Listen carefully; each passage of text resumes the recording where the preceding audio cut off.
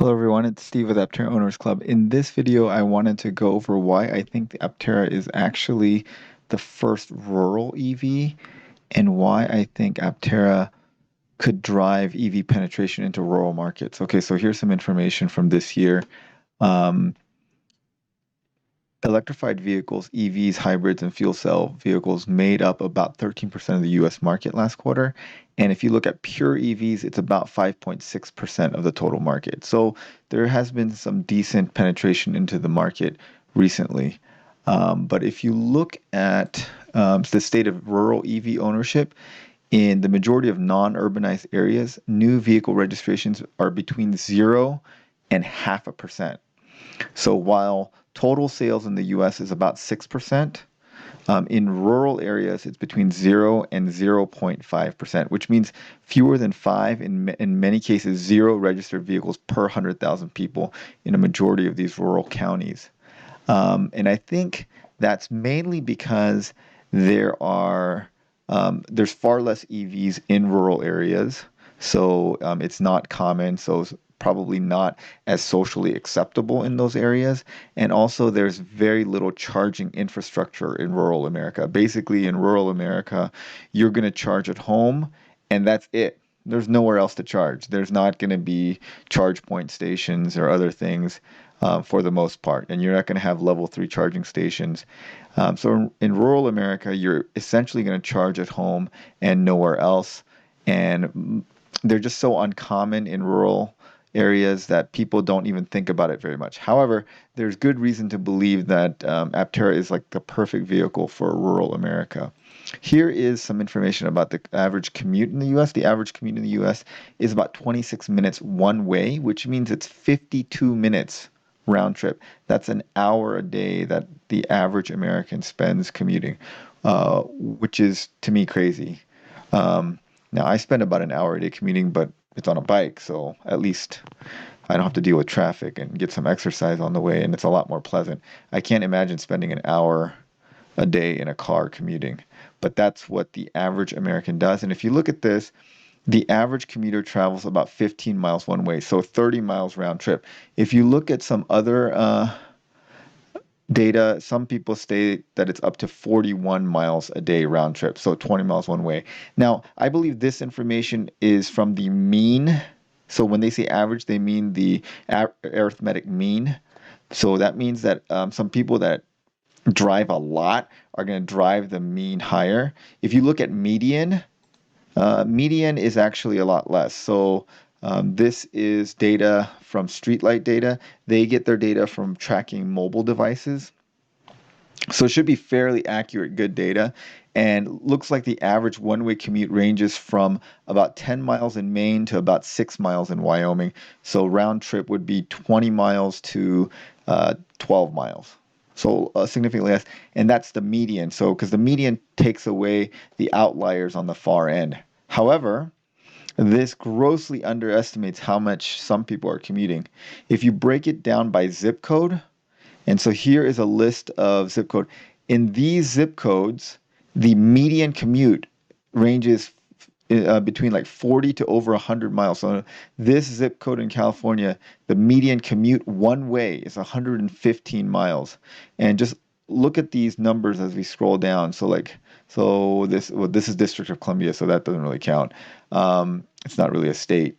But this is 80, 50, 70, 46, 40, 39. So in these zip codes, people are commuting basically over 100 miles a day on average.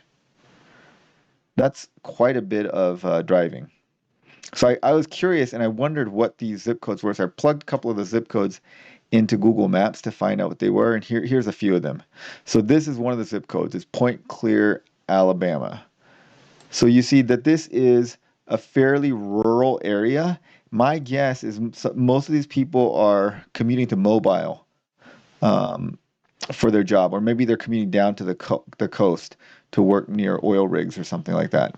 But there's no jobs, the very few jobs near here, but people like to live here, so they're commuting from here to the big city in Mobile. Here's another one, Chambers, Arizona. So that's this area right here. And if you look at this, There's no large cities near here. These people are probably going to be commuting to Flagstaff, maybe to Phoenix, maybe some of them are even commuting to Albuquerque. So these are long. There's not really that much of a population center here, and so there's not that many jobs. But people enjoy living here, so they or the cost of living is cheaper here. For whatever reason, people are living here and commuting pretty far distances. Here's another one. This is Georgia. And if you look here, again, there's no large population centers in this area. People are probably commuting to either Columbus, maybe Tallahassee, maybe all the way to Atlanta or Macon, Georgia. But there isn't a very large population here. And that's why a lot of these rural areas, people are commuting quite a ways for their job. Here's another one, Ogden, Oklahoma. Again, here people are probably commuting to maybe Fort Smith or Hot Springs, maybe Tulsa. But again, this is a rural part of the state. And here's another one, Whitsett, Texas. So here, if you look here, there's really the biggest population there is San Antonio. So most of the people are going to San Antonio. If you look here, San Antonio is roughly about 40, 50 miles away, which makes sense because the average commute's about 40, 50 miles here, the median commute. So these people are probably commuting to either San Antonio or Corpus Christi for their job. And if you think about this, that's what Aptera is perfect for, because Aptera is made to drive on roads that look like this or like this, where it can reach high speeds and its aerodynamics gives it a efficiency advantage. If your commute mostly looks like this, you're not getting much of an advantage from the aerodynamics of the Aptera. You could have a car that looks like this, and that's going to be probably almost as efficient as the Aptera, because when you're going 20 miles per hour in stop and go traffic, aerodynamics does not matter. The advantage of the Aptera kind of disappear in city traffic. However, if your commute involves a lot of this or a lot of this, then the aerodynamics come into play, and you get a lot of economical advantages to it. So this is this spreadsheet I made several months ago, talking about how much money you would save if you had an Aptera. So like here's a current vehicle. Let's say you have a current vehicle that has a fuel economy of 25 miles per gallon. And fuel costs, and I'm going to go off California, and let's go look at this thing and look at California.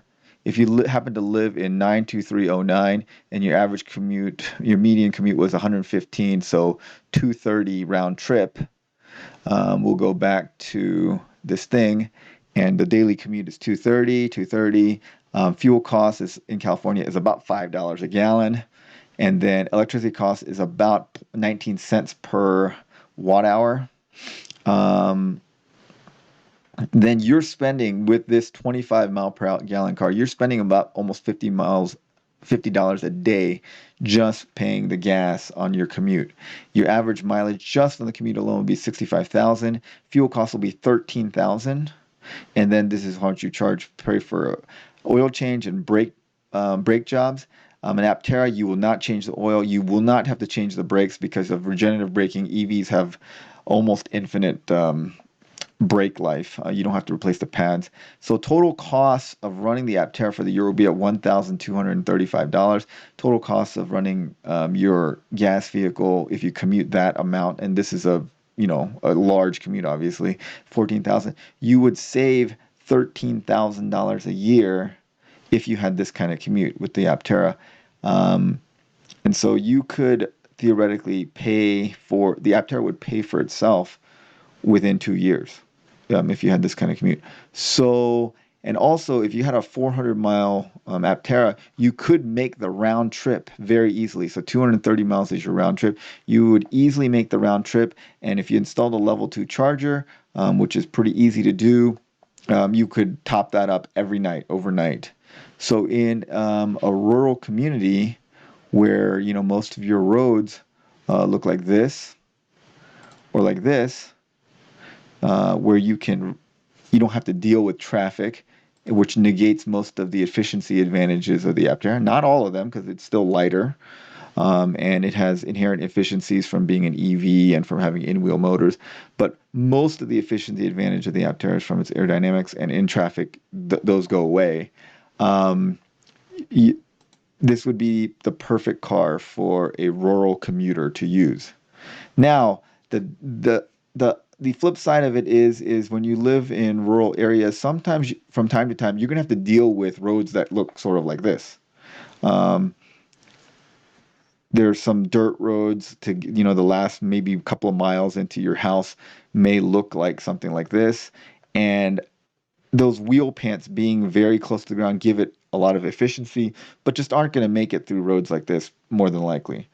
Which is why I think it's going to be really advantageous for Aptera to offer at least a few different kinds of wheel covers.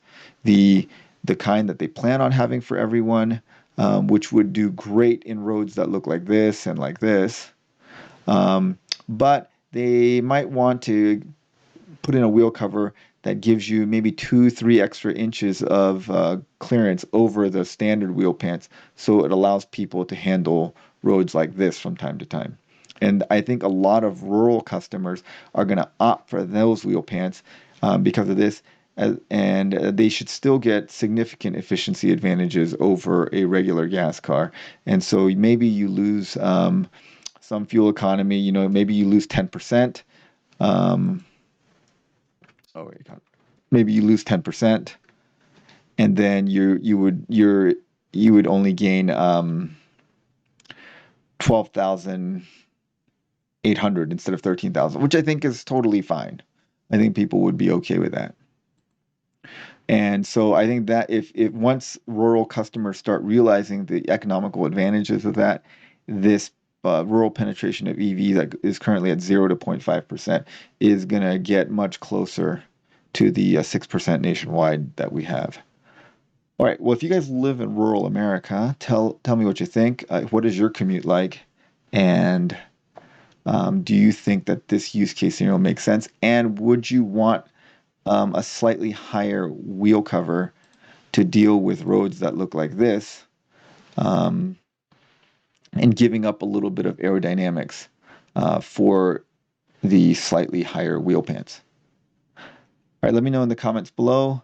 Thanks for watching. Thanks to our supporting members, and have a great day, everyone.